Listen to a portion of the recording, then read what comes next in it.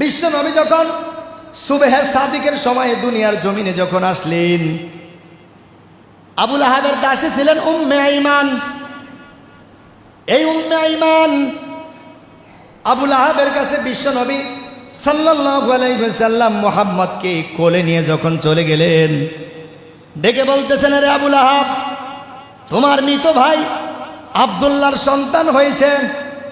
এই দেখো ফুটফুটে কত সুন্দর একটা সন্তান হয়েছে। আজকে যদি তোমার ভাই জীবিত থাকতো বড় আনন্দিত হইতো। সুবহানাল্লাহ। আবু লাহাব বলে, আরে উম্মে আইমান, তোমার তো ঘর থেকে বের হওয়াই নিষেধ ছিল, তুমি কেন ঘর থেকে বের হয়েছো? তোমাকে আমি দাসী হিসেবে এনেছি, তোমার তো ঘর থেকে বের হওয়া নিষেধ। উম্মে আইমান বলতেছে, এত সুন্দর ছোট একটা ফুটফুটে সন্তান তোমার ভাই আব্দুল্লাহ যদি জীবিত থাকতো বড় খুশি হয়ে যাইতো। আল্লাহু আকবার। এই ছোট্ট সন্তানটাকে দেখানোর জন্য তোমার কাছে নিয়ে আসলাম। মুসলমান ভাইরা রে আমার, এইবার বুঝে থাকলে বলেন তো।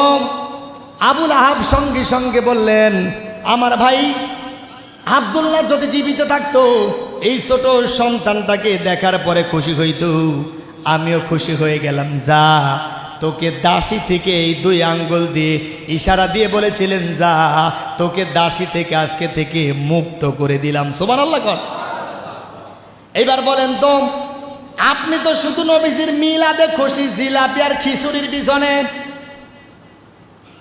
নিজের টাকা দিয়ে দাসী কেনার পরে এই দাসী আজাদ করে দিলেন, নাম হলো আবু লাহাব। এইবার বলেন তো, আবু লাহাব কি জান্নাতি না জাহান্নামী? আবু লাহাব কি? আল্লাহ তাআলা বলেন, সায়াসলা নারান যাতা লাহাবিন ওয়া মারআতু। আল্লাহু আকবার। অচিরে আমি আবু লাহাবকে জাহান্নামের মধ্যে প্রবেশ করাবো। তাহলে এখন বোঝা যায় আবু লাহাব কোথায়? জাহান্নামে না? কোথায়? জাহান্নামে। কারণ আল্লাহ পাক রব্বুল আলামিন কিয়ামত পর্যন্ত আবু লাহাবকে জাহান্নামের মধ্যে নিক্ষেপ করেছেন। ওয়ামরাআতু, তার স্ত্রী সহ। এইবার বলবেন, আবু লাহাব অন্যায় করেছে, স্ত্রী কেন জাহান্নামে দিল? কারণ স্বামীর অন্যায়ের পিছনে স্ত্রীর হাত আছে না নাই? বলেন না কেন? ইন্ধনদাতা যেই ব্যক্তি হবে, যে অন্যায় করবে আর যে ইন্ধন দিবে, সমান অপরাধ কিনা? সমান অপরাধ না? একজন খুন করছে, একজন খুন করাইছে, অপরাধ কি? সমান। সুতরাং এখান থেকে বুঝেন, মিলাদে তো আবু লাহাব খুশি ছিল, তাকে জান্নাতে দেওয়ার কথা, কিন্তু আল্লাহ কি আবু লাহাবকে জান্নাতে দিবে? আপনি আমি তো টাকা পয়সা খরচ করে খুশি না, তিনি নিজের দাসীকে আজাদ করে দিলেন। এইবার বুঝে থাকলে বলেন তো, কিয়ামত পর্যন্ত আবু লাহাব জান্নাতি না জাহান্নামী? এবার বিশ্ব নবীর আরেকজন চাচার নাম শোনেন। নবীজির আরেকজন চাচা ছিলেন আবু তালেব। নাম কি? আরো জোরে বলেন। এবার আবু তালেব কি জান্নাতি না জাহান্নামী? কেউ বলে জান্নাতি, কেউ বলে জাহান্নামী। টেনশনে পড়ে গেছে, আবু তালেবও হলো জাহান্নামী। কি?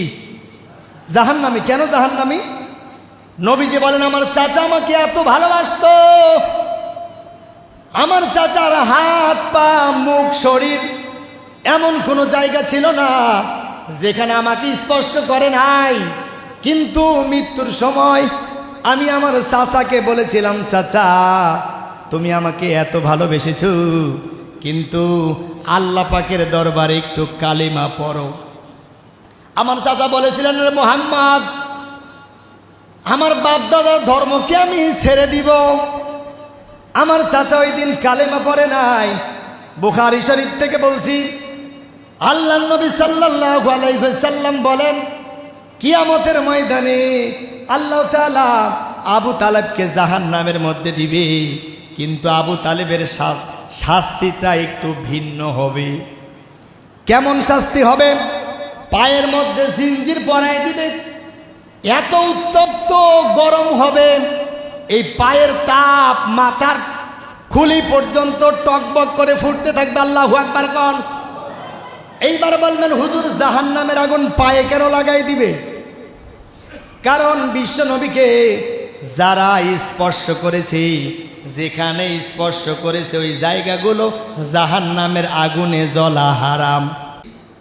জাহান্নামের আগুনে জ্বলা হারাম। নবীজি বললেন আমার চাচা হাত দিয়ে আমাকে কোলে নিয়েছে, সুতরাং হাতের মধ্যে জাহান্নামের আগুন জ্বলবে না। জবান দিয়ে মুখ দিয়ে আমাকে চুমু খেয়েছে, মাথায় নিয়েছে, কাঁধে নিয়েছে, কোলে নিয়েছে, সুতরাং এই জায়গাগুলো আল্লাহ তাআলা জাহান্নামের আগুনে জ্বালাবে না। কিন্তু পা দিয়ে কি নবীজি কি স্পর্শ করছে বলেন? এজন্য আল্লাহ পাক রব্বুল আলামিন জাহান্নামে দিবে, কিন্তু পায়ের মধ্যে জুতা পরাই দিবে, জাহান্নামের জুতা, যার কারণে মাথার ব্রেন পর্যন্ত গলে পচে যাবে। আল্লাহু আকবার কর। এইবার বুঝে থাকলে বলেন তো নবীজি কি এত ভালোবাসছে, এরপরেও জান্নাতি না জাহান্নামী? আরো জোরে বলেন।